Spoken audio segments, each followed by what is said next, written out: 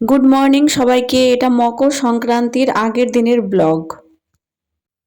Hello, আমি শিলাস লাইফস্টাইলে সবাইকে স্বাগত। আমি রাজস্থানে থাকি। আজকের ভিডিওটা সকাল থেকেই শুরু করলাম। বাড়িতে থাকলে আজকে থেকেই তো তোড়জোড় শুরু হয়ে যায়। চাল ভিজাতে হবে, গুঁড়ো করতে হবে, তাই না?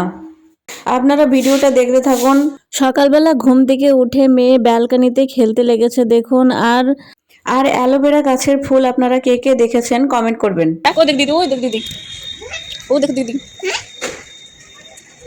বলো দিদি, জোরসে বলো।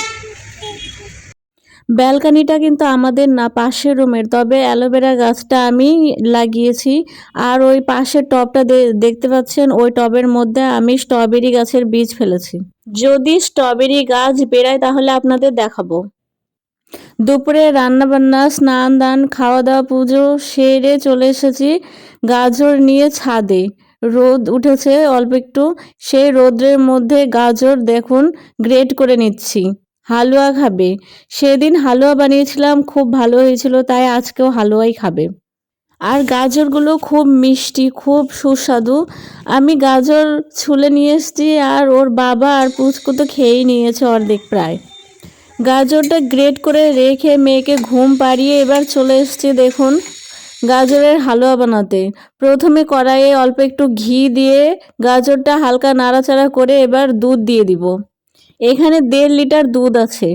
প্রথমে দেখুন খুন্তিটা না সরিয়েই দুধ ঢালছিলাম, দুধটা তাই পড়ে যাচ্ছিল, ছিটকে যাচ্ছিল, তাই আবার খুন্তিটা সরিয়ে আবার দুধ ঢালছি।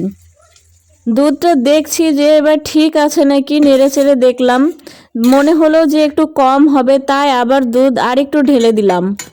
গাজরের হালুয়ার মধ্যে অনেকে অনেক কিছু দেয়, যেমন কাজু বাদাম, কাঠবাদাম।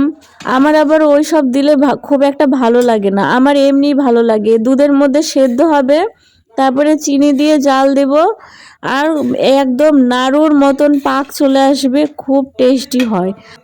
কাজু বাদাম কিশমিশ দিলেও হয়, কিন্তু আমার ঘরেও নেই আর আমার খুব একটা ভালোও লাগে না, তাই আমি এইভাবেই বানাচ্ছি কাজু বাদাম ছাড়াই। গাজরের হালুয়া খেতে তো খুব ভালোই লাগে, কিন্তু এই যে বসিয়ে দিলাম, এখন 2 থেকে 2.5 ঘন্টা সময় লাগবে এর পেছনেই। আর এর মধ্যে আমি আটাটাও মেখে নিব আর রুটিটাও করে নিব।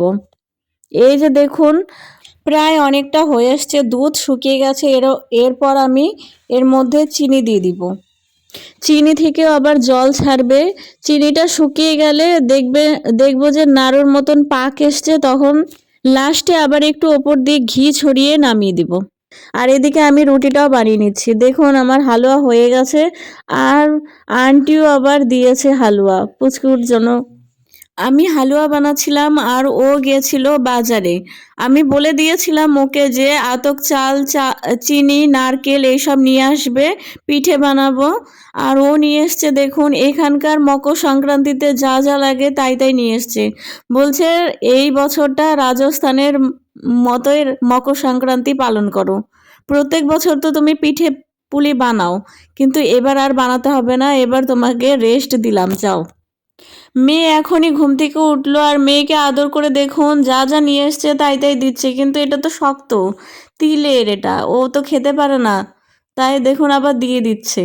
আর আমাদের যেমন দুর্গাপূজার সময় এগুলো লাগে, নাড়ু মুয়া সেগুলো লাগে, আর ওদের মকর সংক্রান্তিতে, এখানকার মানুষের মকর সংক্রান্তিতে দেখুন এটা তিলের, আমি যেটা খাচ্ছি, কিন্তু টেস্টি আছে, বিস্কুটের মতো সাইজ। দেখুন আমার চোখ মুখ ফুলে গেছে। মেয়েকে ঘুম পাড়াতে পাড়াতে আমারও চোখ লেগে এসেছিল, তাই আমিও শুয়ে পড়েছিলাম। আর আমি ওকে পাপোশটা দেখিয়ে বলছি পাপোশের ওপর দাঁড়াও, কারণ মেঝেটা ভীষণ ঠান্ডা। আর এই যে মুড়ির দেখুন, আমাদের ওখানে যেমন মোয়া হয়, এটা আবার বিস্কুট কেমন সাইজের গোল, কিন্তু মুড়ি দিয়ে তৈরি, খেতে মোয়ার মতোই টেস্ট। ও 3 রকম জিনিস নিয়ে এসছে। এই যে মুড়ির মতো দেখতে পাচ্ছেন এটা, আর আমি যেটা খেলাম, আর নিয়ে এসছে গুড় বাদাম। এইখানে মকর সংক্রান্তিতে এইসব খায়।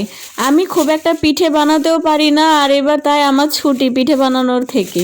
আর এই যে দেখুন মাংস নিয়ে এসছে, আমি সব কিছু মশলা রেডি করে দেব, আর ওই রান্না করবে। ওর যেদিন ছুটি থাকে মাংস নিয়ে আসে, আর মাংসর দায়িত্বটা ওরই।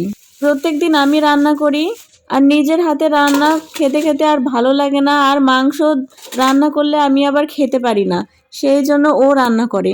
আর এই যে পেঁয়াজ দেখতে পাচ্ছেন, এগুলো আমাকে পাশের রুমের একটা দিদিভাই দিয়েছে। ওদের রাজস্থানে বাড়ি, ওদের গ্রামে বাড়ি, আর এই পাশের রুমে থাকে। উনি দিয়েছে, গ্রাম থেকে নিয়ে এসছে অনেকগুলো পেঁয়াজ, তাই আমাকেও দিয়েছে। এই যে দেখতেই পাচ্ছেন মাংস ধোয়া আর মশলা করা আমার রেডি। এখন আমার ছুটি এই রান্নাঘর থেকে, এখনও রান্না করবে। আর আমাদের রাত্রের মেনুতে আছে মাংস আর রুটি, আর লাস্টে আছে হালুয়া। যা যা নিয়ে এসছে আমি ওকে প্লেটে করে সাজিয়ে খেতে দিয়েছি, দেখুন কত সুন্দর লাগছে। আর আজকের এই ভিডিওটা যদি ভালো লেগে থাকে তাহলে প্লিজ লাইক, শেয়ার এবং সাবস্ক্রাইব করে পাশে থাকবেন।